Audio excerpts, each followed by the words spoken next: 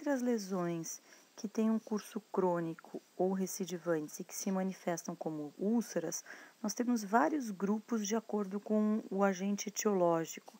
Então, nós podemos ter lesões virais ou recidivantes, que se manifestam como úlceras de cunho principalmente recidivante, lesões autoimunes, como a ulceração aftosa recorrente, o líquen plano, o pênfigo vulgar e o pênfigoide benigno de mucosa, que vão se manifestar geralmente como ulcerações múltiplas e crônicas ou recidivantes. As lesões granulomatosas, como a sífilis, a tuberculose e a paracoccidioidomicose, e as lesões malignas, como os carcinomas, os adenocarcinomas e os sarcomas. Então, iniciando pelas lesões virais e recidivantes, nós temos o herpes labial recorrente. Como já comentado anteriormente, na parte de lesões ulceradas de curso rápido, manifestação mais aguda, nós podemos ter a manifestação primária do herpes simples do tipo 1. Então, normalmente o que acontece? Nós temos um indivíduo com a lesão ativa do herpes e entra em contato com um indivíduo que não é portador. O contato entre essa lesão ativa pode gerar no outro indivíduo a infecção inicial primária. Esse contato inicial pode ser subclínico, assintomático, que é o que ocorre na maior parte dos casos, em 99% das pessoas que entram em contato com o herpes simples do tipo 1 não têm a manifestação primária, mas todos esses indivíduos que têm contato com o vírus, no que o vírus entra nos tecidos, ele vai ter uma atração pelos nervos sensitivos que inervam essa região. Eles entram em contato com a bainha do nervo e vão se deslocar até o gânglio, ficando latente. Muitos indivíduos ficam com esse vírus latente por um tempo indeterminado e muitos nem têm a manifestação do herpes labial recorrente. O que acontece é que alguns indivíduos, em algumas situações que nós vamos comentar um pouco mais para frente, vão ter a reativação desse vírus, ou seja, o vírus que estava latente no gânglio, que é geralmente o gânglio de Gasser, volta, faz o caminho inverso, reinfecta o epitélio, causando a manifestação bucal da recorrência. Então, o herpes labial recorrente, ele normalmente nos demonstra a presença de uma reativação de um vírus que está presente latente no nervo. Então, geralmente, a manifestação do herpes labial recorrente ocorre após os 15 anos de idade. Em média, os indivíduos têm de 2 a 5 recorrências por ano. E de toda a população, acredita-se que de 15 a 45% da população tem a manifestação do herpes simples. Portanto, é uma doença bastante comum encontrada na prática clínica odontológica. Agora, o que faz esse vírus que estava latente no gânglio de Gasser voltar e começar a infectar o epitélio novamente e a causar a manifestação do herpes labial recorrente, nós não sabemos com muitos detalhes até o momento. O que a gente sabe é que existem alguns fatores que são desencadeadores, estimuladores deste processo, tais como exposição à luz solar em grande quantidade, de uma forma aguda, a irradiação de uma forma geral, a presença de situações de estresse, a própria menstruação, ou seja, distúrbios hormonais, muitas vezes a falta da menstruação durante a gravidez acompanhada pelas alterações hormonais também predispõe à manifestação do herpes, assim como trauma local ou alterações imunológicas, geralmente déficit imunológico que o paciente possa estar apresentando. Então, o indivíduo que tem a infecção pelo herpes, diante dessas situações, pode desenvolver a manifestação recorrente. E como ocorre, como nós visualizamos clinicamente essa infecção recorrente do herpes simples do tipo 1? Usualmente, nós temos primeiro a formação de pequenas vesículas, como observado nesse slide. Então, a formação de pequenas vesículas Essas vesículas representam a manifestação clínica da infecção viral agora no epitélio. Então, o epitélio, quando ele está infectado com o vírus, que veio lá do gânglio e agora infectou esse epitélio, vai fazer com que haja a separação dessas células epiteliais e o acúmulo de líquido, gerando a formação dessa vesícula. Essas vesículas, geralmente, elas se formam no lábio, na transição com a pele. Então, geralmente, ele pega um pouco de pele e um pouco do tecido labial. Essas múltiplas vesículas, elas tendem a se juntar, coalescer e a se romper, deixando áreas ulceradas. Essas úlceras, por estarem em contato com o ar, elas acabam ressecando e formando crostas. Então, o ciclo da doença, ele vem como primeiro a presença das vesículas, segundo a presença de úlceras e depois a presença de crostas, sempre nessa região de transição entre lábio e pele. Os sinais que precedem essas vesículas, e quem tem o herpes sabe que vai ter o herpes, justamente por causa desses sinais que antecedem a manifestação clínica, esses sinais são dor na região, um desconforto, uma vermelhidão, coceira e ardência nessa região. E geralmente o herpes tende a ocorrer sempre no mesmo local e na maior parte dos casos ele é unilateral. Esses sinais que antecedem são chamados de sinais prodrômicos e geralmente o paciente que já teve algumas recorrências, ele consegue perceber que a lesão está vindo a se manifestar. Nesse slide, nós podemos ver 4 situações clínicas de manifestações de herpes labial recorrente, aonde na primeira imagem, no canto superior esquerdo, nós podemos ver um grande edema labial associado com pequenas vesículas. Algumas dessas vesículas já se romperam, deixando áreas ulceradas e crostrosas. Vejam que a manifestação é bastante significativa e causando bastante edema nesse lábio. Na manifestação que nós observamos na porção superior do nosso lado direito, essas vesículas coalesceram, formando uma grande bolha. Inclusive, nós podemos observar toda uma vermelhidão no entorno, mostrando a reação inflamatória local.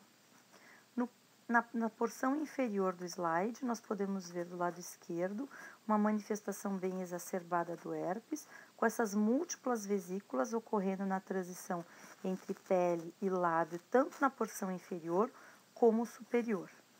Assim como no slide, na imagem do lado direito inferior, também uma manifestação mais exacerbada, onde essas vesículas se coalescem formando áreas de bolhas, e em algumas áreas elas já se romperam e nós podemos observar a presença de crostas.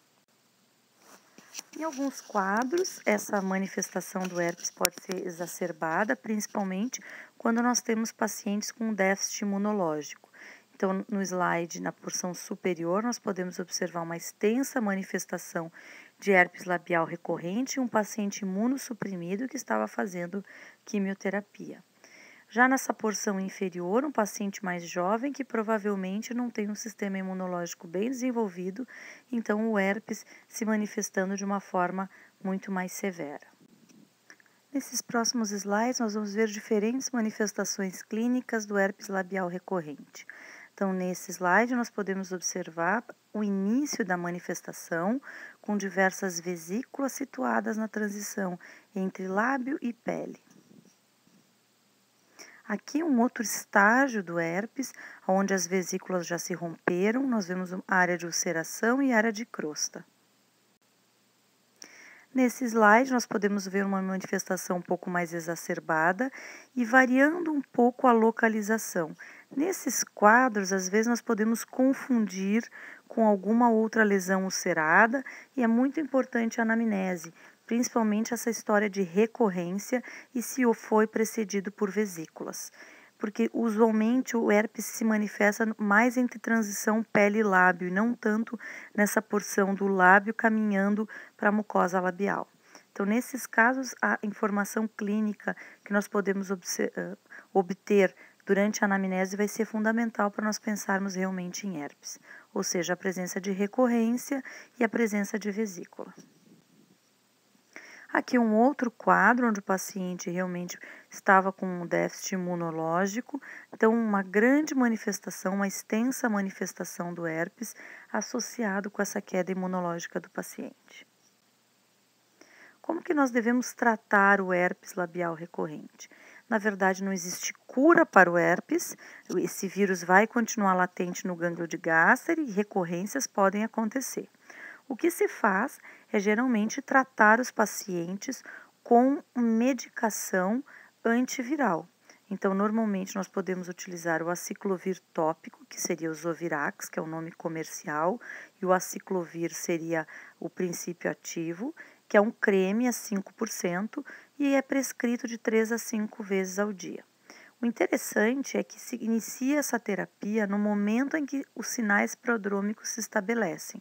Ou seja, quando o paciente começa a sentir a região vermelha, quente e a coceira, esse é o momento que os vírus estão migrando pelo gânglio de Gaster, chegando ao epitélio e vão usufruir do epitélio, das células epiteliais, para se dividirem, para se replicarem. Então, se nós colocarmos a medicação nesse momento, nós vamos diminuir a quantidade de partículas virais que vão ser produzidas, minimizando assim ou diminuindo assim a manifestação clínica do herpes. Então, normalmente, quando começa a coçar, nós já começamos a aplicar. Depois que o paciente já tem a manifestação de úlcera, a aplicação do creme tópico não se faz mais necessária, porque na verdade, quando as vesículas rompem, o líquido cheio de partículas virais é extravasado e nesse momento nós não teremos mais vírus presentes no local. Então, a utilização, o ideal é que se faça a prescrição do aciclovir tópico a ser utilizado enquanto a gente está com sinais prodrômicos, formação de vesículas. Entretanto, não há evidência científica realmente que comprove a efetividade do aciclovir tópico. Realmente, a literatura mostra que o tratamento sistêmico com comprimidos de aciclovir é o mais efetivo. Então, apesar de na rotina clínica diária nós não utilizarmos o aciclovir sistêmico constantemente, a gente utiliza muito mais em pacientes que têm algum tipo de imunocomprometimento ou aqueles pacientes que estão tendo surtos de recorrência com uma periodicidade muito frequente. Na literatura a gente encontra que o aciclovir sistêmico é a melhor terapêutica. Entretanto, nós temos que ter algum cuidado na utilização constante do aciclovir, porque ele é muito hepatotóxico. Então, normalmente nos pacientes que nós prescrevemos o aciclovir sistêmico, a dose é bastante variada, que varia então de um comprimido de 200 a 400 miligramas até 5 vezes ao dia. Eu vou passar mais para frente para vocês o que nós utilizamos na rotina da estomatologia da URGS. Então, nesse slide, eu coloquei para vocês aqui aquilo que nós utilizamos na rotina aqui da faculdade. Então, a prescrição do aciclovir creme, uma bisnaga, para aplicar esse creme sobre a lesão até umas 5 vezes ao dia. O ideal é que seja antes das vesículas se romperem e durante esse processo de cicatrização já não é tão necessário. Também podemos usar o penciclovir, 1% em forma de creme. E podemos utilizar o aciclovir 200 miligramas, tomar um comprimido, aí varia de 2 a 5 vezes ao dia durante 5 dias. Usualmente eu prescrevo 2 comprimidos durante 3 dias.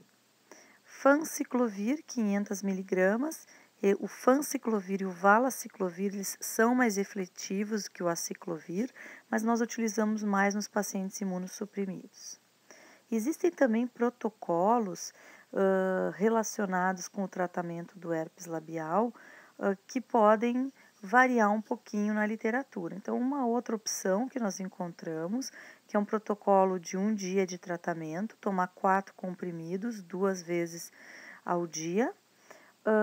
E a outra opção é um tratamento de 2 dias. No primeiro dia, toma 4 comprimidos 2 vezes ao dia, uma dose bem de ataque. E no segundo dia, 2 comprimidos 2 vezes ao dia. Aqui uma imagem, então, da bisnaga do Zovirax, mas como eu comentei com vocês, a evidência científica da sua utilização é bastante baixa. E uma outra alternativa que nós encontramos na literatura, esse é um caso cedido pela professora Fernanda de Paula Eduardo, da USP, onde o paciente apresentava a manifestação de herpes labial recorrente. Eles fizeram a drenagem do líquido com laser de alta potência, mas essa drenagem pode ser feita simplesmente perfurando as lesões com agulhas, obviamente com EPIs, seguido da aplicação do laser de baixa intensidade e a mesma paciente 5 dias depois. O que a gente observa é que a aplicação do laser de baixa potência ou em baixa intensidade, depois que as vesículas se rompem, acelera o processo de reparo. Existem alguns estudos também realizados por esse grupo que mostram que a utilização do laser durante o processo de cicatrização em alguns pacientes foi associado a um maior período de ausência de manifestação clínica dessas lesões em termos de recorrência. O outro grupo de lesões ulceradas que tem um curso recidivante e crônico são de origem autoimune. As lesões que nós vamos comentar com vocês são a ulceração aftosa recorrente ou estomatite aftosa recorrente, o líquen plano, pênfigo vulgar e pemphigoide benigno de mucosa. Dentre as lesões autoimunes, a ulceração aftosa recorrente é uma das mais comuns em boca. Então, nós podemos observar que esse tipo de lesão ela acaba tendo um padrão familiar de acometimento, apesar de não existir uma etiologia única. Tem vários fatores considerados fatores predisponentes, como trauma local, estresse, deficiência nutricional, sensibilidade a alimentos e mesmo alterações hormonais. A ulceração aftosa recorrente também é conhecida como estomatite aftosa recorrente ou como afta. Elas representam, na verdade, ulcerações múltiplas, rasas, superficiais, extremamente sintomáticas, que ocorrem na mucosa bucal, têm um período curto de duração, entretanto, têm como característica a recorrência. A frequência da recorrência varia de um indivíduo para o outro. Acredita-se que de 5 a 25% da população em geral manifeste ulceração aftosa recorrente, mas não há nenhum tipo de predileção por sexo ou raça. Usualmente, os pacientes apresentam as ulcerações aftosas recorrentes desde a adolescência e vai até mais ou menos os 30 anos de idade. Usualmente, a tendência é que haja uma regressão no número de surtos anuais à medida em que a pessoa vai se tornando mais velha. Também não deve ser ressaltado que não é comum observar a presença de ulceração aftosa recorrente em indivíduos fumantes, porque a ceratinização da mucosa tem se mostrado um fator protetor para o desenvolvimento desse quadro. Acredita-se que em torno de 10% dos casos, as crianças abaixo de 10 anos de idade possam manifestar esse tipo de lesão. A etiologia, como nós comentamos, ela é desconhecida, mas acredita-se que ela seja multifatorial. Então, existem vários fatores relacionados, fatores genéticos e imunológicos que vêm sendo estudados. Clinicamente, as aftas podem ser divididas em aftas menores, aftas maiores ou aftas herpetiformes. A afta menor, ou ulceração aftosa recorrente do tipo menor, é a mais comum e também é chamada de afta de Mikulicz. Clinicamente, as aftas menores se caracterizam por múltiplas lesões ulceradas e o número geralmente de 1 a 5 lesões dispersas pela mucosa bucal. Essas lesões geralmente afetam mucosa não ceratinizada, é muito difícil que acometa regiões ceratinizadas. Elas se manifestam e geralmente são dolorosas, pequenas, bem delimitadas. Então, normalmente o que nós vemos são múltiplas ulcerações pequenas, bem delimitadas, ovoides, que duram aí em torno de 7 a 10 dias.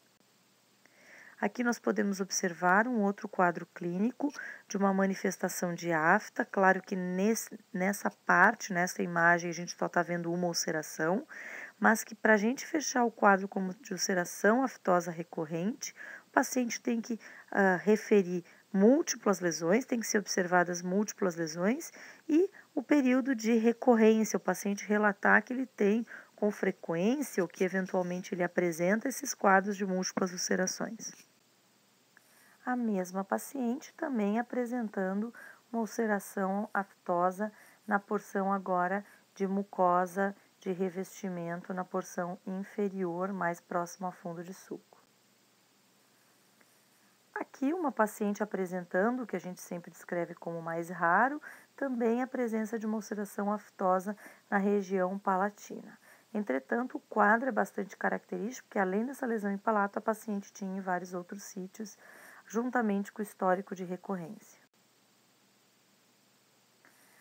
Esse paciente, que está inclusive ajudando a tracionar o seu próprio lábio, apresentava várias lesões, sendo que nessa porção mais próxima à comissura, onde nós observamos essa ulceração mais extensa, na verdade o que aconteceu aqui foi que várias ulcerações coalesceram formando uma extensa ulceração.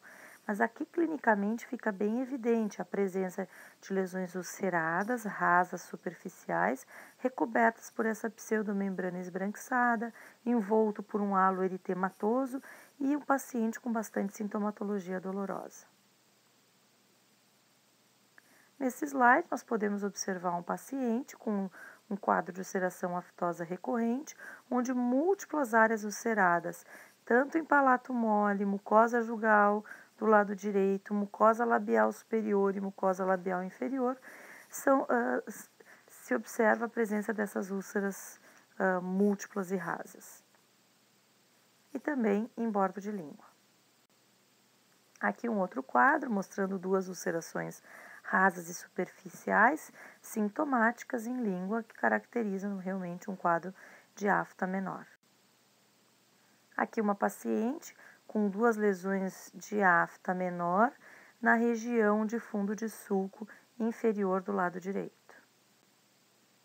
A afta maior já é mais rara. Na verdade, elas representam ulcerações aftosas maiores do que meio centímetro, de aspecto crateriforme. Isso mostra, então, uma maior profundidade das lesões. E essas lesões tendem a durar várias semanas e podem deixar a presença de cicatriz.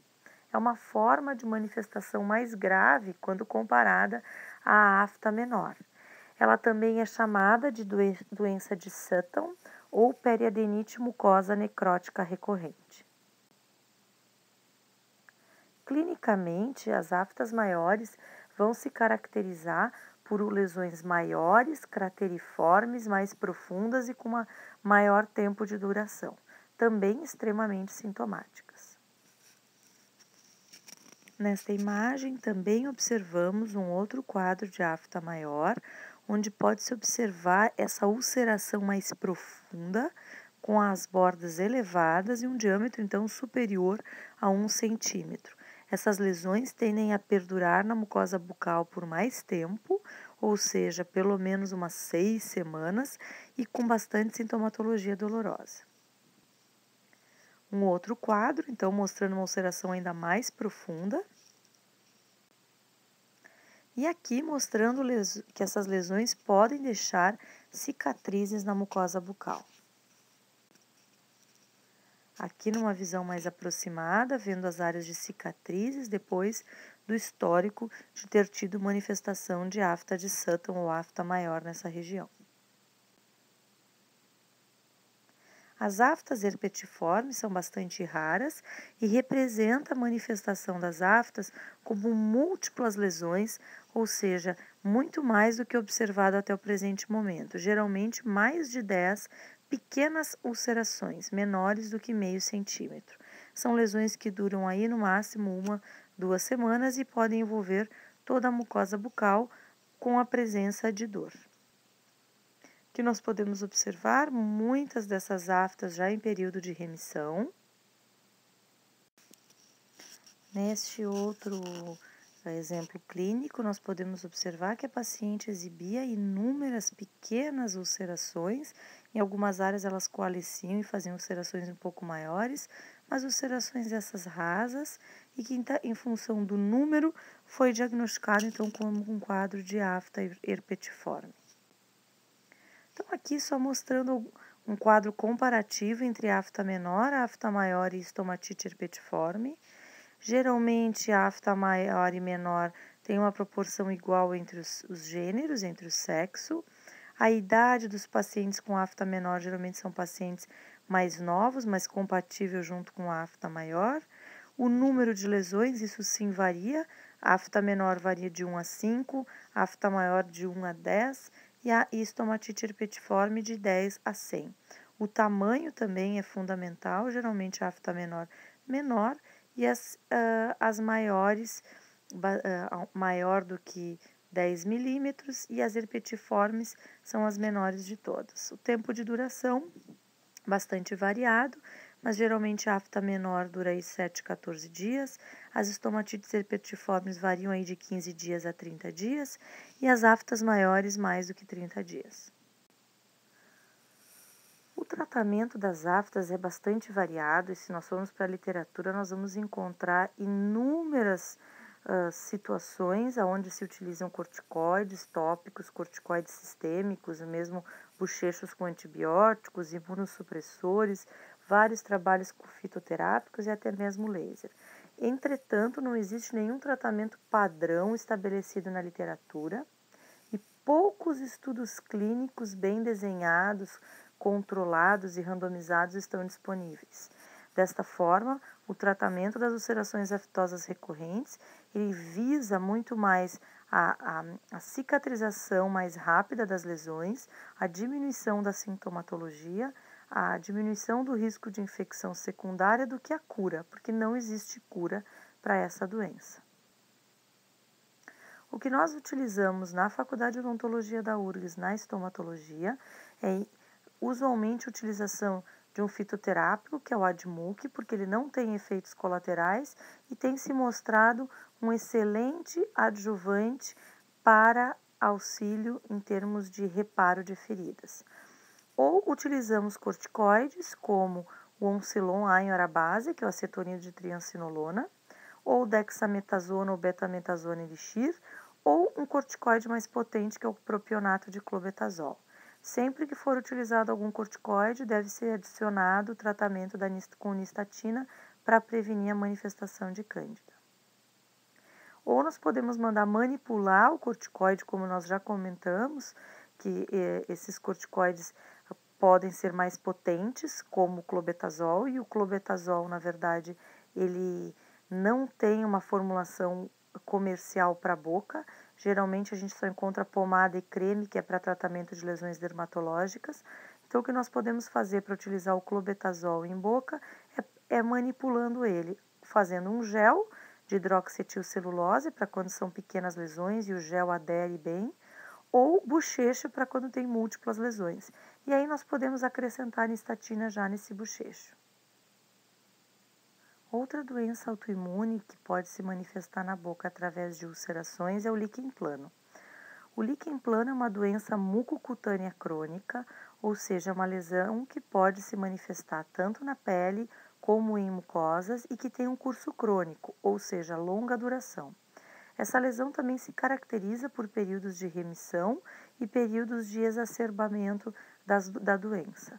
Acomete cerca de 2% da população, tem etiologia incerta, ou seja, nós não sabemos quem é o fator causador, porém hoje se conhece bastante da patogenia, ou seja, como a doença se desenvolve. E nessa patogenia, nós sabemos que essa doença ela se caracteriza por ser uma resposta autoimune celular, onde os linfócitos T, CD8, citotóxicos, têm um papel fundamental no desenvolvimento da doença. É uma lesão bastante comum em boca e geralmente as lesões em boca precedem as manifestações cutâneas. As características clínicas do líquen plano, ele geralmente é uma doença que envolve principalmente mulheres, ou seja, afeta principalmente mulheres, após de meia idade, então após os 40 anos de idade. É uma lesão que tende a aparecer, durar vários meses, em alguns casos elas podem regredir, desaparecer, e em alguns pacientes têm sido associadas ao estresse e à ansiedade.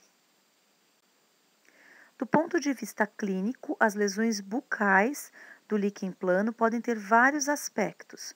Elas são lesões bastante pleomórficas, elas podem inclusive modificar o seu aspecto clínico à medida que evolui o curso da doença. Mas nós temos basicamente 4 formas: a forma reticular, a forma erosiva, a forma bolhosa e a forma atrófica. A forma reticular, ela vai se caracterizar por estrias, manchas, placas brancas na boca, enquanto que a forma erosiva e a forma atrófica nós vamos ver como áreas vermelhas e ulceradas. E a forma bolhosa, como o próprio nome diz, bolhas que se rompem e podem deixar úlceras. Então, na aula de hoje, que é a aula de lesões ulceradas, nós vamos trabalhar mais com a forma erosiva e atrófica da doença. A forma reticular acaba sendo a forma mais comum e, como nós estamos observando nesse slide, na parte inferior esquerda, nós vemos essas várias estrias brancas que são chamadas de estrias de Wickham. Já a área erosiva ela é composta por áreas vermelhas e ulceradas e que estão associadas com sintomatologia dolorosa. Então, a forma erosiva, atrófica erosiva do líquen plano, se caracteriza por áreas de eritema, de atrofia do tecido e ulceração, são lesões sintomáticas e que podem estar entremeadas também com finas estrias brancas, como nós vemos nessa imagem. Uma área central no dorso lingual, duas áreas, na verdade, na língua de ulceração, e em volta dessas ulcerações nós observamos estrias esbranquiçadas em torno da lesão. Essa forma erosiva ou atrófica da lesão, que tem sintomatologia dolorosa, requer uma abordagem terapêutica. Já a forma reticular, a lesão esbranquiçada, que os senhores já viram na aula de lesões brancas, ela não requer nenhum tipo de tratamento.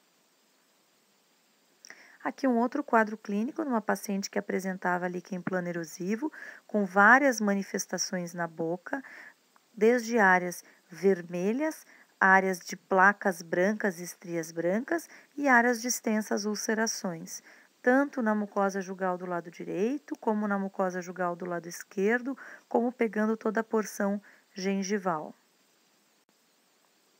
Um outro quadro clínico mostrando uma manifestação bilateral. Aliás, eu não comentei anteriormente, mas o líquen plano é uma doença que tende a ter esse componente bilateral. Usualmente, nós temos as lesões são simétricas, ou seja, de um lado e de outro da boca, tanto as lesões reticulares como as lesões atróficas e erosivas. Nesse slide, nós podemos ver um caso com uma manifestação bilateral de um líquen plano ulcerativo, entremeado com estrias esbranquiçadas. Essas lesões são extremamente dolorosas, tendem a durar vários meses e levar a uma perda de qualidade de vida desses pacientes.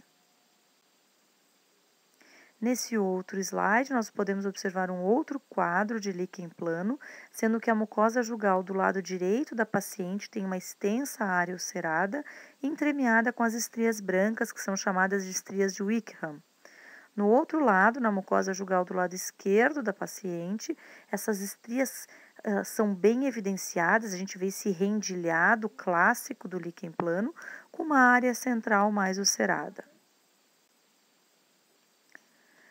Nesse outro slide, um quadro severo de líquen plano erosivo, onde praticamente a mucosa jugal do lado direito e esquerdo estão totalmente ulceradas, onde a gente vê a descamação dessa mucosa e a presença de uma pseudomembrana esbranquiçada descamando dessas lesões, um exudato fibrinoso que está descamando dessas lesões.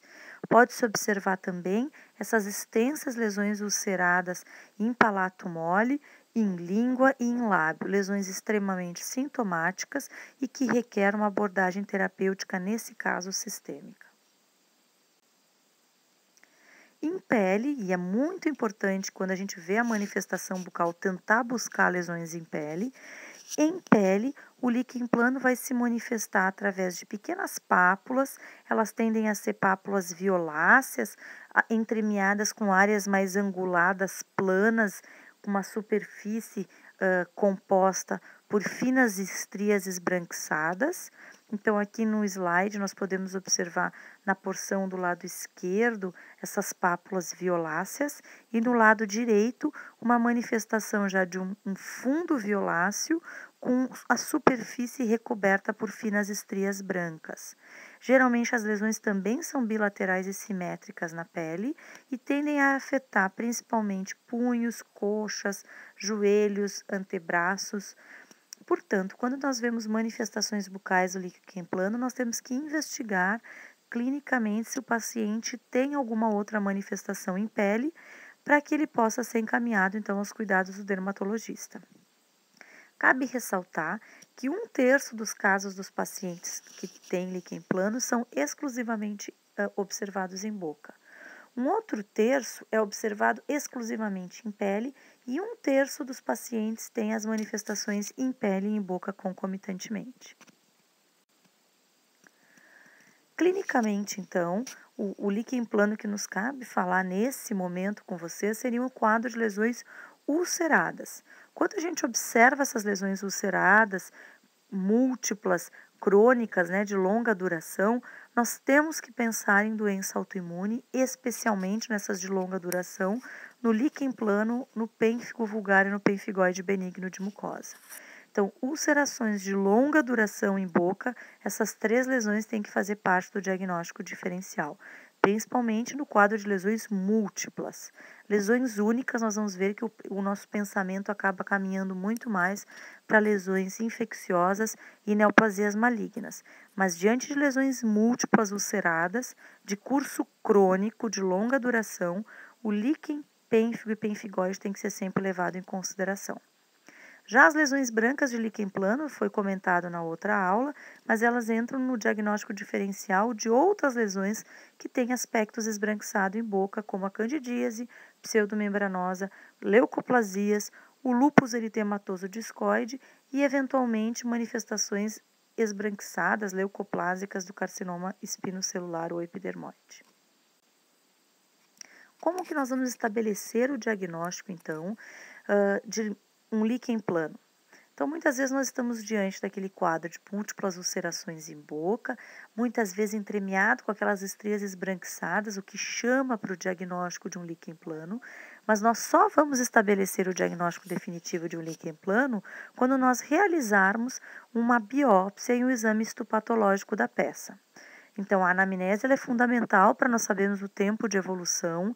O exame físico é muito importante para observar tanto as lesões em boca como as lesões em pele, mas o diagnóstico definitivo virá da somatória dos exames clínicos, né, da anamnese e exame físico, mais a biópsia. Onde fazer essa biópsia? Usualmente, nós temos que fugir daquelas áreas centrais de ulceração e pegar os bordos das lesões. Se a gente for biopsiar a área central de úlcera, muitas vezes tem infecção secundária sobreposta e vai dificultar a observação do quadro microscópico característico do líquen plano. Então, a nossa sugestão é sempre que os senhores escolham uma área, de preferência áreas não ulceradas, ou pegando a margem de uma parte ulcerada e uma parte não ulcerada, e submeter para o exame histopatológico. Não é necessário biopsiar vários sítios, apenas um sítio. E sempre tentar fugir também das áreas de gengiva, porque normalmente o líquen plano, quando está em gengiva e é sintomático, o paciente não higieniza adequadamente, tem infecção secundária sobreposta e fica mais difícil nós estabelecermos o diagnóstico a partir da microscopia nesses casos de sobreposição de quadro infeccioso. Uma vez estabelecido o diagnóstico do líquen plano, o tratamento ele envolve a utilização inicialmente de corticoides. Em paralelo, já tem algumas evidências científicas que apontam que o tratamento psicológico desses pacientes pode ser um bom adjuvante. Entretanto, nós podemos começar com corticoides tópicos. Esses corticoides tópicos, nós damos preferência por corticoides tópicos potentes, como o propionato de clobetasol. E em alguns casos, o corticoide tópico não surte efeito e se faz necessária a utilização de corticoides sistêmicos. Então, aqui as prescrições que usualmente nós usamos na clínica de estomatologia da URGS. Então, do ponto de vista tópico, nós podemos utilizar, ou nós sugerimos principalmente o acetonido de triancinolona em hora base, ou a dexametasona elixir ou a betametasona elixir. Esses 3 primeiros são corticoides de baixa potência e a sua efetividade no tratamento de líquen planos erosivos é um pouco mais baixa. O propionato de clobetasol, ele só está disponível no mercado em forma de pomada ou creme de utilização em pele. Entretanto, nós podemos mandar manipular esse propionato de clobetasol para ser utilizado em boca. Mas as evidências científicas indicam que ele é mais efetivo do que os demais por ser um corticoide mais potente. Então, aqui nós trazemos para os senhores a fórmula manipulada do clobetasol, onde nós colocamos o propionato de clobetasol num gel de hidroxietilcelulose, que é um bom veículo para a boca. E a gente sugere que o paciente realmente trate 4, 5 vezes ao dia, durante um tempo, por exemplo, de 15 dias, e o paciente volta, ele retorna para a reavaliação. Também em casos onde o paciente tem múltiplas lesões e aplicar o gel em várias lesões vai ser mais difícil, nós podemos manipular o clobetasol junto com a anistatina em água destilada, de forma que o paciente fique com uma solução e possa bochechar. O que é muito importante que os senhores devem sempre lembrar? Quando nós utilizamos corticoide em boca, principalmente corticoide que nós vamos utilizar por mais de uma semana, 15 dias, existe uma tendência da Candida albicans começar a crescer sobre essas lesões. Então, é extremamente recomendável que o paciente que utilize corticoide tópico ou sistêmico faça uso concomitantemente de nistatina tópica para prevenir candidíase bucal. No caso da manipulação da solução, a gente já coloca a anistatina junto, porque a anistatina está em solução. No caso do clobetasol em gel, nós não colocamos a anistatina, mas a gente prescreve em paralelo a anistatina para o paciente. Nos casos de líquen plano em gengiva, nós podemos mandar manipular o propionato de clobetasol num gel de carboximetilcelulose, fazer uma moldagem desse paciente e, ao invés de utilizar o acetato como o do clareamento recortado na coroa dos dentes, nós deixamos essa moldeira e se estender pela gengiva. Então, a gente recorta só o fundo de sulco e o paciente utiliza a moldeira como um jeito de deixar o medicamento mais em contato com a gengiva. Pelo menos à noite, utilizar esse gel com a moldeira e durante o dia aplicar o gel sob as lesões.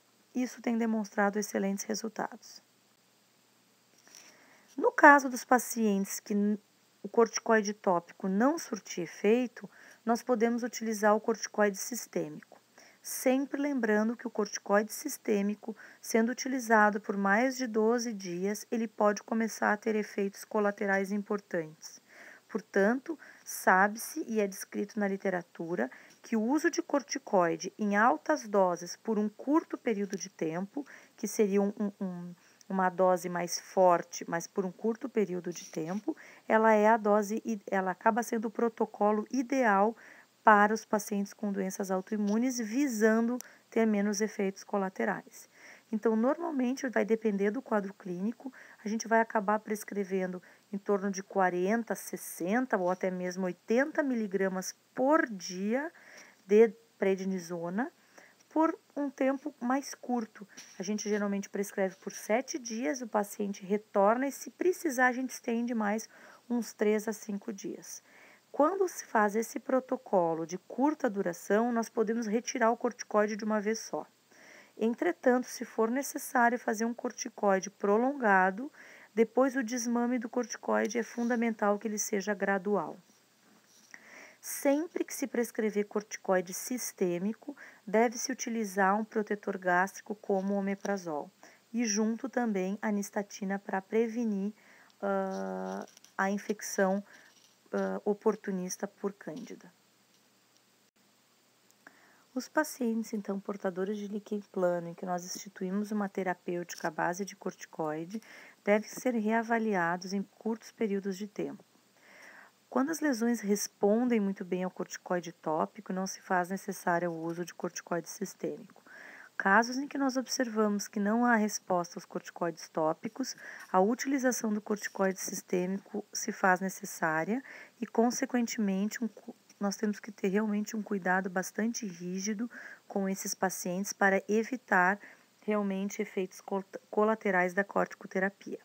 Entretanto, os pacientes com líquen plano, eles têm que ser avisados de que essa é uma doença autoimune, que ela não tem cura e que o paciente vai ao longo da vida conviver com surtos, com períodos de aparecimento dessas lesões e que se essas lesões forem sintomáticas, eles têm que vir procurar o cirurgião dentista para realizar o tratamento momentâneo dessa lesão.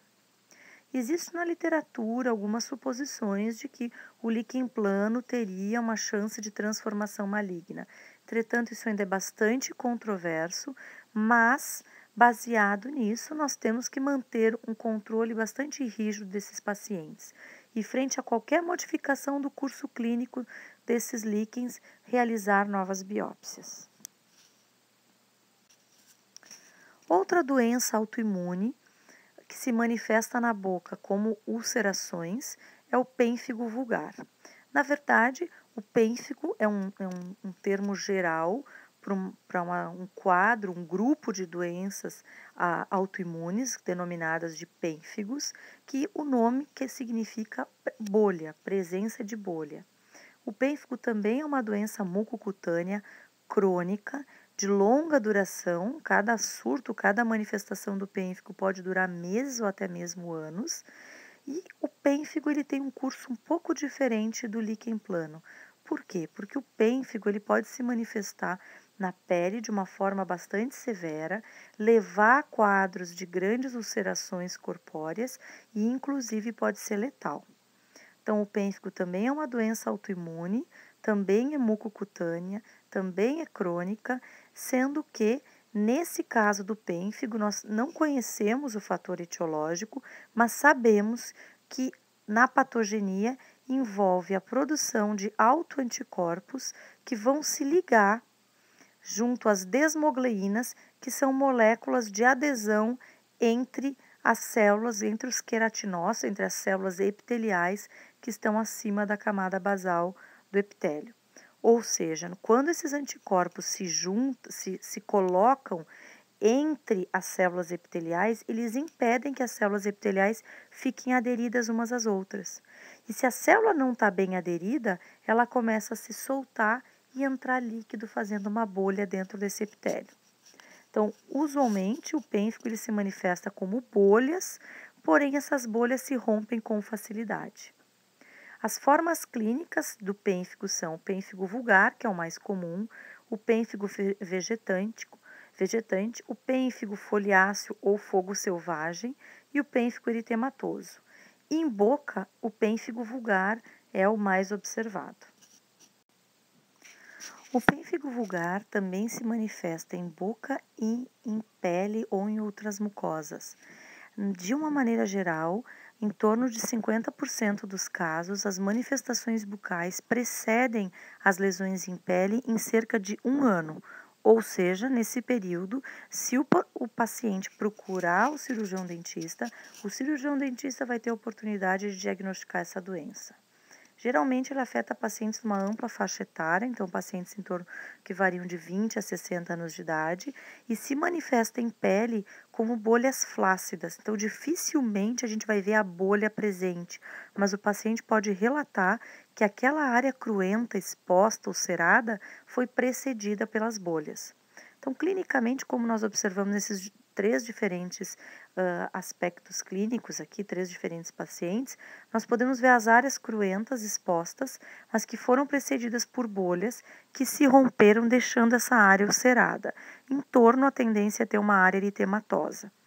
O paciente também relata bastante coceira e as principais áreas em pele são o cabelo, o escalpo, a região de axila, face e também ao longo de todo o tronco. Em boca, clinicamente, o pênfigo vulgar pode se manifestar como bolha, entretanto, é muito difícil realmente nós pegarmos uma bolha intacta, íntegra em boca. Geralmente, o paciente relata que tenha, houveram essas bolhas, mas que elas rapidamente, com o fato de comer, de falar, essas bolhas se romperam. Geralmente são lesões múltiplas e de longa duração, o que diferencia de um quadro de afta. As aftas, as ulcerações aftosas recorrentes, em questão de 15 dias, no máximo, nós temos a cicatrização da mucosa bucal. No caso das lesões de pênfigo, assim como nas lesões de líquen, nós vamos ter ulcerações crônicas e de longa duração, com histórico de meses de evolução. Os principais sítios são mucosa jugal, palato e gengiva. Um sinal clínico bastante importante que nós podemos observar fazendo uma manobra semiotécnica é o chamado sinal de Nikolsky.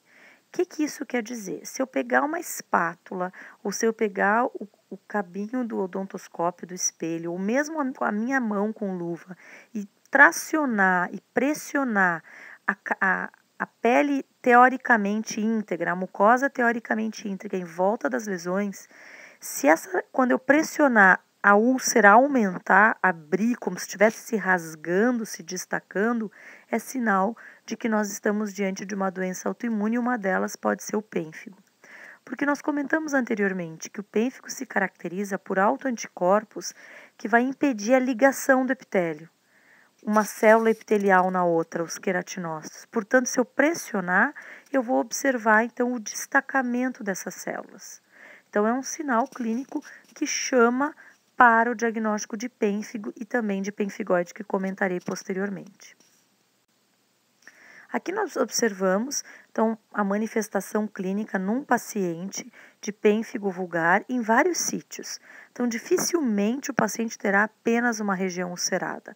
Normalmente, nós veremos múltiplas áreas ulceradas e erosivas, como nesse paciente, envolvendo gengiva, superior e inferior, região de fundo de sulco, mucosa jugal e língua. Outros quadros, aqui são vários pacientes com múltiplas ulcerações em boca com longo período de duração. Aqui um outro quadro de uma paciente que tinha múltiplas ulcerações presentes em lábio, mucosa jugal, região retromolar, palato, gengiva, com mais de 6 meses de evolução. Um outro quadro bastante sintomático em um paciente que apresentava múltiplas ulcerações. Vejam que essas ulcerações em alguns pontos são mais rasas, em outros são mais profundas, mas extremamente dolorosas, sintomáticas, né? E com vários meses de evolução. Outro quadro, um quadro aqui do Hospital de Clínicas de Porto Alegre, mostrando múltiplas ulcerações em boca, extremamente sintomáticas e com vários meses de evolução. Esse paciente evoluiu com a piora do quadro, um paciente jovem com 18 anos de idade e começou a desenvolver o pênfigo também em pele. O paciente foi tratado com corticoide, fez uso de antibiótico terapia para evitar a infecção secundária em pele e foi internado em função disso. O paciente evoluiu com uma piora bastante grande do quadro, ele estava fazendo uso de corticoide, de imunossupressores, essas alterações em face também, de a face estar mais globosa, mais volumosa, o aumento dos pelos é associado com a corticoterapia crônica, mas infelizmente o curso desse paciente foi um curso letal, mesmo sob o uso de corticoide e sob o uso de imunossupressores. Como que se estabelece o diagnóstico de um pênfigo vulgar? Quer dizer, como que eu vou saber que aquele quadro de múltiplas ulcerações não é um líquen plano e é um pênfigo, ou não é um pênfigoide benigno de mucosa e é um pênfigo? A biópsia é fundamental. No caso do eritema multiforme, a história clínica, onde o eritema multiforme vai ter um curso bastante rápido. Entretanto, líquen, pênfigo, pênfigoide, o diagnóstico vai ser estabelecido pela biópsia, seguida da avaliação histopatológica. Em alguns casos, se faz necessária também a investigação por imunofluorescência. O tratamento do pênfigo é um tratamento à base de corticoide sistêmico. O pênfigo não responde bem ao corticoide tópico. É uma lesão realmente de um curso mais agressivo quando comparado com o líquen plano. E em casos que o corticoide sistêmico em doses mais intensas não for suficiente para controlar a manifestação do pênfigo, o uso de imunossupressores se faz necessário. Muitas vezes nós podemos começar o tratamento com corticoide sistêmico, mas se não responder bem, o ideal é que o paciente seja acompanhado por um colega médico. Outra doença autoimune crônica que pode se manifestar na boca, assim como em outros sítios do corpo, é o pemphigoide benigno de mucosa. O nome pemphigoide ele significa semelhante a pênfigo, visto que o sufixo oide ele indica semelhante e no caso do penf vem de pênfigo. Essas lesões então elas são bastante parecidas do ponto de vista clínico por formar bolhas que se rompem deixando áreas ulceradas, acometendo tanto pele como a mucosa bucal e outros sítios que nós comentaremos posteriormente. Entretanto, do ponto de vista etiopatogênico, o pemphigoide benigno de mucosa se caracteriza pela deposição de autoanticorpos separando a camada basal do epitélio e a membrana basal. Desta forma, nós teremos uma bolha subepitelial abaixo do epitélio, entre o epitélio e o conjuntivo, um pouco diferente do pênfigo, onde a bolha ela é intraepitelial. Portanto, usualmente as bolhas do pênfigo, assim como demonstradas nesse slide, elas podem permanecer intactas por mais tempo quando comparada à do pênfigo vulgar. O pemphigoide, então, ele é mais comum na clínica do que o pênfigo e ele vai se caracterizar, então, por essa formação de bolhas e que depois se rompem, deixando áreas ulceradas. Essas lesões são consideradas crônicas, tendo períodos de exacerbação e de remissão. E elas têm por predileção mulheres em torno de 50 a 60 anos de idade. Essa lesão ela pode se manifestar em várias mucosas, então na mucosa bucal, na mucosa nasal, na mucosa esofágica, laríngea e também ocular. É muito importante esse detalhe, porque o pemphigoide benigno de mucosa pode afetar o olho e quando afeta, isso é em torno de 50 a 80% dos pacientes, a queixa inicial é de uma conjuntivite, ou seja, de uma ardência, de uma coceira, de uma inflamação no olho, mas o desenvolvimento desse quadro inflamatório na região ocular pode levar à adesão das pálpebras e inclusive à cegueira. Essa região de fibrose que nós observamos na pálpebra é chamada de simbléfaro e conforme a severidade pode realmente levar o paciente à perda de acuidade visual. Nesses casos, quando nós identificarmos uma manifestação bucal de pemphigoide, é muito importante encaminhar os pacientes, tanto para os cuidados do dermatologista para ver eventuais lesões em pele, como também para o oftalmologista. A manifestação em boca é de uma lesão bolhosa que se rompe, deixando áreas ulceradas, podendo afetar vários sítios da mucosa bucal, mas 90% dos casos se manifestam em gengiva.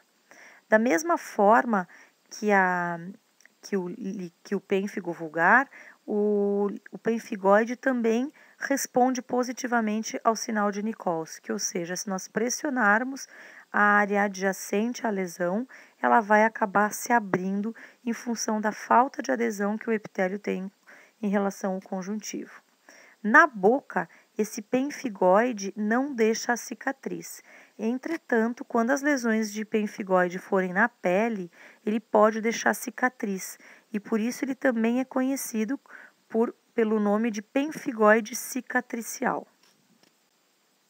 Aqui nós observamos um quadro bastante severo de pemphigoide benigno de mucosa, afetando a mucosa bucal, várias extensas ulcerações em mucosa labial, em fundo de sulco, em mucosa jugal e em mucosa labial superior, portanto um quadro bastante severo. Esses quadros de ulcerações tendem a durar vários meses, a infectar secundariamente e a levar bastante sintomatologia dolorosa. Aqui, vários slides ou várias representações clínicas de pemphigoide benigno de mucosa, sendo que na porção superior esquerda nós podemos visualizar a presença ainda de uma bolha que não se rompeu. Nos demais, nós já vemos quadros de extensas ulcerações. O diagnóstico diferencial, aqui novamente, com líquen, com pênfigo e com eritema multiforme. E mais uma vez, o diagnóstico definitivo vai ser feito através da biópsia, exame histopatológico e eventualmente imunofluorescência. O tratamento, por ser uma doença autoimune, também é à base de corticoides sistêmicos, de forma bastante semelhante ao utilizado para o pênfigo vulgar. Muito bem, todas essas lesões que nós vimos de pênfigo, pênfigoide e líquen plano podem se manifestar em gengiva, levando a quadros de ulceração e erosão gengival, que são descritos como quadros de gengivite descamativa. Todos esses quadros são bastante semelhantes e para se estabelecer o diagnóstico só através da biópsia. Então, todas essas lesões, quando em gengiva, elas acabam levando a um quadro chamado de gengivite descamativa. Nesses quadros, a utilização do corticoide tópico com a moldeirinha de acetato e o gel de carboximetilcelulose ajuda bastante no controle da manifestação clínica dessas doenças. Aqui mostrando mais uma vez quadros de gengivite descamativa, então a gente vê essas erosões e ulcerações na região gengival. O tratamento, como eu comentei, pode ser através de corticoides tópicos com o uso de moldeiras de acetato. Outro grupo de lesões que se manifestam na boca como ulcerações são as lesões granulomatosas. Dentre elas, encontramos a sífilis, a paracoccidioidomicose, tuberculose e leishmaniose. Essas lesões são quadros de lesões infecciosas, cada uma vai ter o seu agente etiológico, a sua forma de transmissão, a sua patogênese, mas clinicamente na boca muitas delas vão ser semelhantes, principalmente através de ulcerações crônicas de longa duração. Dentre as lesões granulomatosas, nós vamos falar agora da sífilis secundária. Na verdade, nessa mesma aula, nós já conversamos sobre a sífilis, falando que é uma infecção sistêmica generalizada e essa infecção sistêmica é causada pelo treponema pálido. Na verdade, nós falamos anteriormente na manifestação primária, que é o cancro sifilítico, que era uma lesão ulcerada de curta duração, que durava ali em torno de 4, 6 semanas, no local onde o treponema entrou, ou seja, onde houve a inoculação do treponema. Entretanto, no momento em que esse treponema ganha corrente sanguínea, ele vai se disseminar pelo corpo. E aí, semanas depois da infecção inicial, então de 4 a 10 semanas depois daquela manifestação primária, nós podemos observar o desenvolvimento da sífilis secundária. E nessa sífilis secundária, nós podemos ter manifestações bucais, que nós vamos comentar um pouquinho mais para frente, que são lesões ulceradas, eritematosas, erosivas em boca. A sífilis secundária, ela pode durar de 2 a 3 anos, pode ter um período de regressão, de latência e que pode retornar novamente ou evoluir para a sífilis terciária. Clinicamente, quais são os sinais da sífilis secundária? Não são sinais exclusivos em boca. Nós podemos observar lesões em pele, papulares ou lesões maculopapulares ou descamativas palmoplantares, que nós podemos ver nessas primeiras imagens clínicas, onde nós observamos as lesões em pele, que também são chamadas de rachis cutâneos. Podemos observar as roséolas, que são essas áreas avermelhadas no tronco do paciente, que representam a manifestação dessa vasculite, da inflamação vascular, que nós observamos pela presença do treponema. Assim como 30% dos pacientes exibem a presença das chamadas placas mucosas. Essas placas mucosas são lesões erosivas e ulcerativas em boca, que podem ou não ter uma discreta sintomatologia dolorosa. Também pode ser observado condilomas planos e alopécia, que seriam essas formações de clareiras, de ausência de pelos no cabelo. Aqui nós podemos observar várias manifestações de roséolas sifilíticas, onde o paciente exibe múltiplas pápulas eritematosas distribuídas por todo o corpo. Em boca, as chamadas placas mucosas se caracterizam por áreas que variam de manchas, pápulas avermelhadas, esbranquiçadas em qualquer sítio da mucosa bucal, mas são predominantes em língua, lábio, mucosa jugal e palato. Essas lesões podem exibir uma discreta sintomatologia dolorosa, mas não tendem a gerar um grande desconforto para os pacientes. Aqui nós podemos observar novamente a manifestação dessas placas mucosas, onde nós podemos observar placas que variam de áreas esbranquiçadas com áreas entremeadas eritematosas, e no outro slide, aqui na porção mais inferior, nós observamos novamente essas placas com uma superfície levemente ulcerada. Nesse outro slide, nós podemos observar essas ulcerações crônicas com várias semanas de evolução, interpretadas como placas mucosas, tendo em vista essas lesões serem múltiplas e depois de nós termos feito a sorologia e ter dado positivo para a sífilis.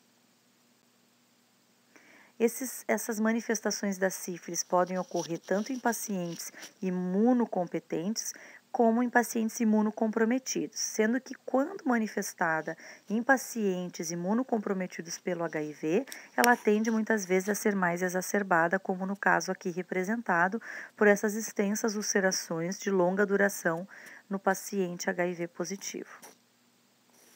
Como nós diagnosticamos a sífilis, nós já comentamos anteriormente com os senhores, mas vale a pena relembrar que é através da sorologia. Essa sorologia pode ser a sorologia inespecífica, que é o VDRL, ou a mais específica, que é o FTA-ABS. É muito importante ressaltar que usualmente o diagnóstico da sífilis é feito nesse estágio, no estágio secundário. Dificilmente pegamos sífilis no estágio primário, porque a lesão da sífilis no estágio primário tende a regredir. Então, a maior parte dos casos que nós temos observado são de sífilis secundária. O tratamento da sífilis está baseado no fato de ser uma doença infecciosa bacteriana e, portanto, é através da penicilina G-benzatina. A principal forma de tratamento é com bezetacil. Tem que ser feita uma avaliação individualizada, porque a dose e o tempo de administração pode variar com o estágio da doença e com o aspecto clínico da doença. Mas usualmente são 3 semanas de tratamento e em cada semana 2 bezetacil, uma em cada nádega. O ideal é que sempre a gente trabalhe com a prevenção. A sífilis pode ser prevenida porque, como nós já comentamos anteriormente, é uma doença sexualmente transmissível e que, se as pessoas utilizassem a proteção, ou seja, o uso de camisinha, evitaria a transmissão da sífilis. Outra doença infecciosa que pode se manifestar na boca como úlcera é a paracoccidioidomicose. O nome paracoccidioidomicose tende a lembrar uma infecção fúngica. Esse fungo que causa essa lesão é o Paracoccidioides brasiliensis. Na verdade, essa é uma infecção fúngica profunda que geralmente tem a manifestação primária nos pulmões e que pode, de uma forma secundária, afetar a boca. Normalmente, essa doença acomete principalmente homens, em torno de 25 casos para uma mulher. Isto porque os hormônios femininos, em especial o estradiol, é um protetor contra a infecção, o esporulamento desse fungo. Aqui nós podemos observar 3 imagens, as 2 primeiras imagens pulmonares, mostrando o quadro de destruição pulmonar e calcificação pulmonar após ou durante a paracoccidioidomicose. E a última imagem, uma imagem clínica de uma lesão em boca, mostrando então essas múltiplas pápulas avermelhadas de aspecto moriforme. A paracoccidioidomicose é uma infecção fúngica, então, profunda, que acomete principalmente homens e que tenham como principal trabalho um trabalho na área rural. Isso porque os fungos geralmente crescem nesses ambientes. Inicialmente, a lesão é pulmonar, porque os esporos são inalados e ficam se desenvolvendo na região pulmonar, e posteriormente se disseminam para vários tecidos, dentre eles a boca. Em boca, a manifestação da paracoccidioidomicose é através de múltiplas ulcerações. Essas ulcerações podem ser rasas, entretanto, a reação tecidual que ocorre devido a esse quadro infeccioso pode levar à formação associada às úlceras de múltiplas pápulas ou nódulos. Então, nos 3 slides que nós estamos vendo aqui, nas 3 imagens clínicas, nós vemos pequenas elevações na superfície, pequenas pápulas e, eventualmente, nódulos de superfície ulcerada. Então, há um crescimento tecidual e, na superfície, nós observamos a ulceração através dessas pseudomembranas amareladas e esbranquiçadas. Afeta principalmente mucosa alveolar, gengiva, palato, lábio e mucosa jugal. Essas ulcerações, essas lesões tendem a ter um curso crônico, ou seja, vários meses de evolução, o que pode tornar essas lesões ulceradas serem confundidas com manifestações de carcinomas em boca.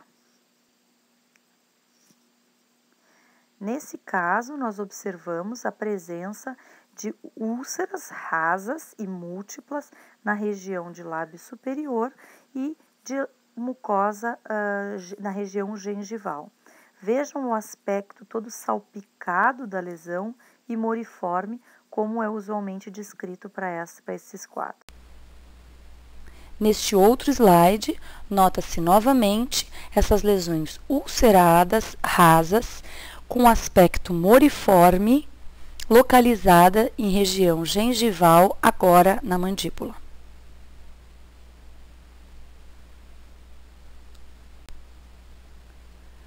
Outra manifestação bucal da paracoccidioidomicose, caracterizada por uma extensa úlcera de aspecto moriforme, acometendo mucosa labial e estendendo-se para a mucosa jugal do lado esquerdo, também em paciente do sexo masculino. Neste slide, podemos observar uma severa linfadenopatia, causando aumento de volume no pescoço, ou seja, na região cervical do lado direito. Aumento de volume este sintomático e bastante dolorido ao toque. O diagnóstico diferencial da paracoccidioidomicose se faz com outras lesões fúngicas ou outras doenças infecciosas ou mesmo carcinoma espinocelular.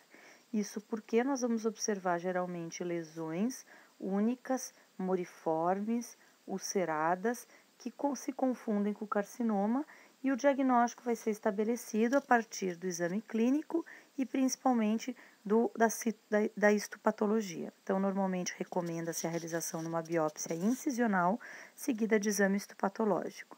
Nessa fotomicrografia, nos cortes então corados por hematoxilina e eosina, nós observamos a presença do fungo no interior de macrófagos e de células gigantes multinucleadas. Se faz necessária também a solicitação de uma radiografia de tórax para observar a manifestação pulmonar e encaminhamento para o pneumologista. O tratamento da paracoccidioidomicose é através de antifúngicos sistêmicos e muitas vezes esse tratamento tem que ser feito pelo colega pneumologista, tendo em vista a manifestação pulmonar. Então, o tratamento vai depender da gravidade da doença e normalmente é realizado pelos médicos, pneumologistas principalmente. Ele é baseado no uso de sulfadiazina, 12 comprimidos, 500 mg por dia durante 1 ano. Entretanto, pode ser feito também o uso de Nizoral, 2 comprimidos ao dia, de 6 a 9 meses. Ou itraconazol, 1 comprimido ao dia, durante 6 a 9 meses. A tuberculose é outra infecção sistêmica profunda, mas nesse caso é uma doença causada pelo Mycobacterium tuberculosis, é uma bactéria álcool ácido resistente e que, uma vez inoculada, ou seja, uma vez que ela seja inalada, porque a principal forma de disseminação é a partir de gotas de ar com saliva infectada, e essas gotas elas acabam sendo aspiradas, vai gerar doença principalmente nos pulmões e de uma forma secundária em outros sítios como a boca. Acredita-se que mais de 1 bilhão de pessoas sejam portadoras da tuberculose no mundo. Aqui nós observamos uma distribuição da tuberculose no mundo e o Brasil está entre os países com em torno de 50 mil a 100 mil casos. Claro que existem outras áreas com uma manifestação bem maior da tuberculose. Desse 1 bilhão de pessoas que têm tuberculose no momento, acredita-se que 8% desenvolvam manifestações bucais. A manifestação primária, então, é nos pulmões, o micro-organismo é inalado, a lesão começa a se desenvolver nos pulmões, inicialmente de forma assintomática, gerando um processo inflamatório destrutivo, e onde houve a destruição, ocorre a calcificação da região necrosada, formando, então, os nódulos fibrocalcificados. O que ocorre é que, posteriormente, essa lesão começa a entrar em latência, fica estabilizada e, em momentos mais tardios na vida, pode ocorrer uma reativação, principalmente devido a quadros de imunossupressão. E aí o paciente volta a apresentar a tuberculose. Os principais sintomas da tuberculose são a perda de apetite, a sensação de cansaço, de fadiga, a presença de dor no peito, a presença de uma tosse crônica com excreção, pode ser de sangue, mas numa versão mais avançada, essa tosse bem prolongada, e o paciente geralmente apresenta suor noturno, palidez, ou seja, sinais clínicos de infecção sistêmica. Então, inicialmente o paciente sofre exposição, tem uma reação inflamatória inespecífica nos pulmões, que é chamada de tuberculose primária, entra em latência e depois, posteriormente, ele vai ter uma reativação, que seria uma tuberculose secundária. Aqui nós podemos observar tuberculose primária em pulmões, tanto no lado esquerdo como no lado direito, áreas que nós observamos radiopacas no interior dos pulmões, mostrando então a presença de nódulos calcificados. Aqui quadros mais evoluídos da doença, mostrando severa calcificação da árvore pulmonar. A tuberculose secundária, então, ela geralmente é a presença da doença ativa, geralmente uma reativação da infecção primária, e o paciente, então, desenvolve febre, mal-estar, perda de peso e sudorese, como nós comentamos anteriormente. 8% dos pacientes desenvolvem lesões bucais e geralmente serão úlceras crônicas, principalmente em língua e palato. Situações que tornam os pacientes mais predispostos a reativar a tuberculose, ou seja, a ter uma tuberculose secundária. Pacientes com câncer, que geralmente começam a entrar em quadro de caquexia e ficarem mais debilitados, pacientes em quimioterapia ou que estejam realizando terapia imunossupressora, ou pacientes HIV positivos em AIDS. Nesse slide, nós podemos observar a presença, então, de uma manifestação em boca de tuberculose através dessas duas ulcerações rasas de longa duração. Segundo o paciente, essas lesões estavam presentes há mais de 6 meses na boca. Após a biópsia, é que nós podemos, então, suspeitar de tuberculose e solicitar os exames complementares. O quadro histológico, ele não é patognomônico de tuberculose, mas quando nós observamos uma reação inflamatória crônica granulomatosa com a presença das células gigantes multinucleadas, o patologista pode sugerir a investigação da tuberculose pulmonar, que fecharia então o diagnóstico.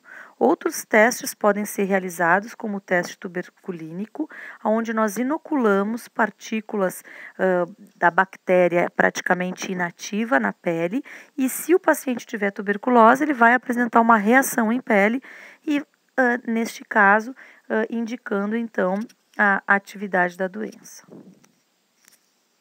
Nesse outro slide, nós podemos observar a manifestação em boca através desses múltiplos nódulos e pápulas de superfície ulcerada e de longa evolução, ou seja, o paciente apresentava mais de 6 meses essa lesão em boca, tinha discreta sintomatologia dolorosa e, nesse caso, foi feita uma biópsia incisional. Neste slide, também podemos observar a presença de uma lesão ulcerada de bordos endurecidos que não cicatrizava nos últimos meses. O diagnóstico diferencial das lesões em boca de tuberculose vão ser feitas principalmente com outras doenças infecciosas, como a própria paracoccidioidomicose ou o carcinoma espinocelular. Como vamos estabelecer o diagnóstico? Então, nós podemos realizar uma biópsia e o exame histopatológico vai mostrar um quadro de inflamação crônica granulomatosa, mas não vai ser patognomônico, vai ser muito difícil se ver a presença, poder ser observada a presença da bactéria, mas nós podemos fazer o teste de Mantoux, que seria essa inoculação que eu comentei anteriormente e aqui está sendo ilustrada, onde se injeta partículas bacterianas do Mycobacterium tuberculosis inativo na derme e, conforme a reação, vai se dizer se o paciente está positivo ou não. O nome desse teste é chamado de teste tuberculínico. Também pode ser feita a pesquisa, tanto no escarro como na urina, na presença do Mycobacterium tuberculosis. O tratamento da tuberculose, por ser uma doença de origem bacteriana e por ser essa uma doença extremamente de difícil manejo, porque o Mycobacterium tuberculose ele tem a capacidade de fugir, evadir as defesas do organismo. Então, geralmente o que se faz é uma antibiótico terapia prolongada por no mínimo 6 meses. Entretanto, tem casos, dependendo da gravidade, que pode chegar a 24 meses. A base de vários antibióticos, então é considerada uma poliquimioterapia.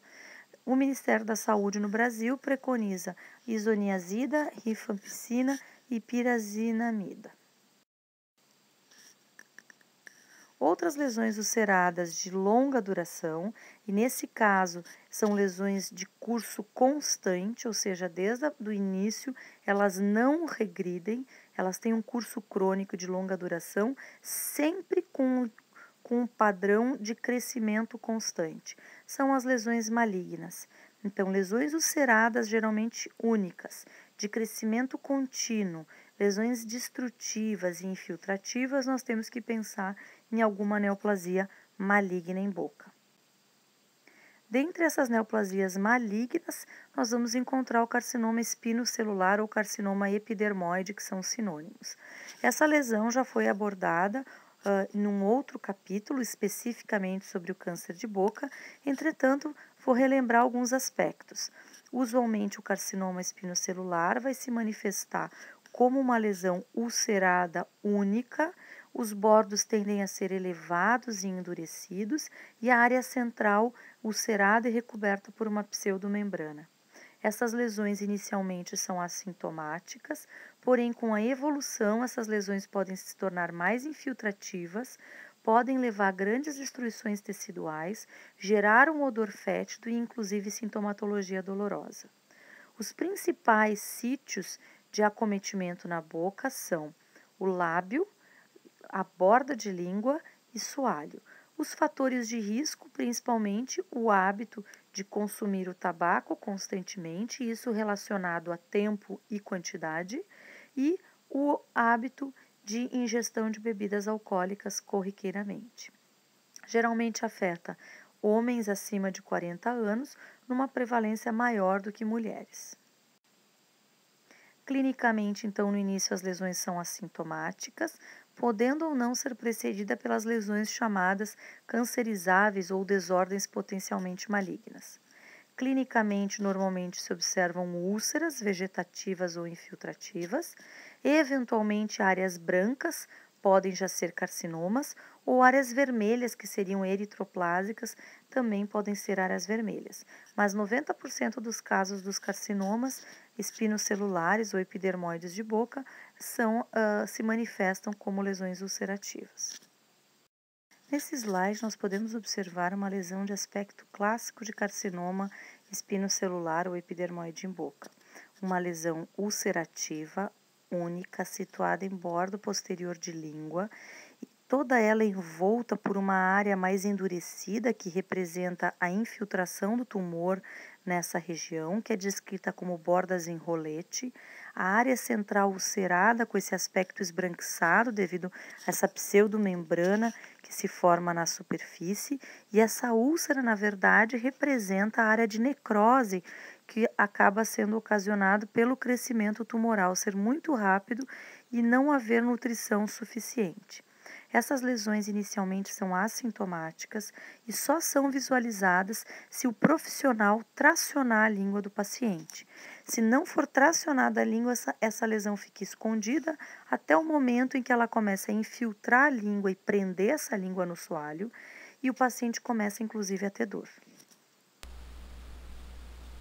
Neste outro caso, podemos observar uma lesão bem mais extensa envolvendo toda a língua, causando uma modificação anatômica importante e que vai ocasionar provavelmente um prognóstico pior para este paciente.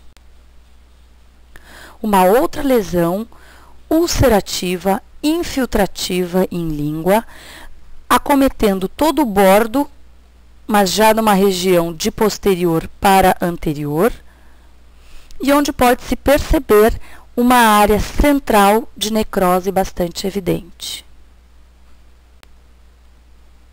A segunda localização mais comum do carcinoma espinocelular em boca é o assoalho bucal. A aparência clínica também é de uma úlcera endurecida indolor que não cicatriza. Ocasionalmente, a lesão pode estar infiltrada, causando diminuição do movimento da língua. Quando a lesão está neste sítio, as metástases normalmente são para linfonodos submandibulares. Este sítio também pode muitas vezes ser de difícil diagnóstico, visto que para sua identificação é preciso que o paciente levante a língua e examine a sua língua. Neste slide podemos observar uma lesão ulcerada infiltrativa situada em ventre lingual e soalho de boca. Aqui um outro slide mostrando um carcinoma epidermoide em região gengival, caracterizado por uma lesão ulcerativa vegetante em gengiva inserida. Nota-se aqui uma lesão úlcero-infiltrativa na região de trígono retromolar e mucosa jugal, lesão essa que provavelmente o paciente já exibia quadros de dor. Esta lesão possui também a base bem endurecida durante a palpação, odor fétido e áreas extensas de necrose. Quando localizado no lábio, são mais comuns no lábio inferior e aparecem com maior frequência em indivíduos de 50 a 70 anos e mais em homens do que em mulheres. A forma clínica é na forma de lesões ulceradas. Essas úlceras podem ser infiltrativas ou vegetativas e ocasionalmente com aspecto verrucoso. A metástase dos casos de carcinoma espinocelular de lábio são para linfonodos locais submentonianos e submandibulares. Mas, tendo em vista que essas lesões são provavelmente mais diferenciadas, usualmente os pacientes não apresentam tantas metástases. Apenas casos de lesões mais infiltrativas e mais indiferenciadas, os pacientes exibem quadros de metástases linfonodais. Neste slide, podemos observar uma extensa lesão ulcerativa, principalmente vegetativa, recoberta por áreas de pseudomembrana esbranquiçada, invadindo e infiltrando o lábio na sua mucosa interna e inclusive estendendo-se para a pele. O diagnóstico do carcinoma espinocelular é o somatório de todas as informações colhidas na anamnese, no exame físico extra e intrabucal, mas o diagnóstico vai ser estabelecido através de uma biópsia e seguida de exame histopatológico. Aqui nós vemos um quadro histológico onde o epitélio de superfície se tornou neoplásico e está invadindo o tecido conjuntivo adjacente, que é a característica desse tumor maligno. O tratamento pode variar de cirurgia a radioterapia, com ou sem a quimioterapia associada, mas tudo isso está sendo mais abordado no capítulo, na aula de câncer bucal específica, é um módulo específico desse curso. Para finalizarmos, outras lesões ulceradas de longa duração podem ser outras neoplasias malignas, como linfomas, adenocarcinomas e sarcomas. O que nós queremos alertar os profissionais e os estomatologistas? Que dependendo do curso e das informações clínicas que nós vamos obter, o diagnóstico das ulcerações podem variar muito. Vejam, nesses quadros de neoplasias malignas, o que elas têm em comum? São todas elas geralmente lesões ulceradas, infiltrativas, ulcerações únicas, que variam inicialmente de lesões assintomáticas e depois com um histórico de início de sintomatologia dolorosa e com um quadro de progressão gradual e de longa duração. Então, muito bem, para finalizarmos essa aula de lesões ulceradas, o que nós temos que relembrar? Que a história clínica é muito importante, que a verificação do aspecto clínico dessas úlceras é fundamental e que o diagnóstico ele vai vir do somatório, de uma anamnese muito bem feita, de um excelente e minucioso exame físico extra e intrabucal, porque hoje nós sabemos então que manifestações em pele e em boca podem acontecer em algumas lesões, e, junto com isso, muitas vezes saber lançar mão de exames complementares importantes, como biópsia, eventualmente exames sorológicos, eventualmente raio-x de tórax, eventualmente algum outro teste cutâneo para tentar identificar um quadro infeccioso. Gostaria de deixar aqui o meu e-mail, manomartins@gmail.com. Por favor, não hesitem em me contactar. E gostaria de deixar mais uma vez claro que esse capítulo de lesões ulceradas, ele é um capítulo muito extenso, várias outras lesões se manifestam na boca como úlceras, entretanto, nós acabamos nos limitando àquelas que são mais frequentes e mais importantes, mas deixar claro para vocês que no dia a dia realmente é uma das partes mais difíceis da estomatologia, porque essas lesões muitas vezes se confundem, eventualmente nós realizamos as biópsias e num primeiro momento não conseguimos estabelecer o diagnóstico, temos que muitas vezes repetir procedimentos, mas isso faz parte. O que nós não podemos é desistir jamais de estabelecer o diagnóstico correto para que realmente nós possamos oferecer para os pacientes o tratamento adequado. Então, vocês receberam uma série de informações, e é como esse esqueminha está mostrando para vocês, simplesmente a informação são pontos soltos. O que vocês precisam agora é realmente ler mais, tentar rever bem esse conteúdo e ir para a prática clínica para tentar ligar todas essas informações. E aí sim, isso vai se tornar realmente um conhecimento adquirido. Qualquer dúvida, entre em contato e logo mais teremos os exercícios para revermos um pouquinho do conteúdo da aula de hoje. Até logo!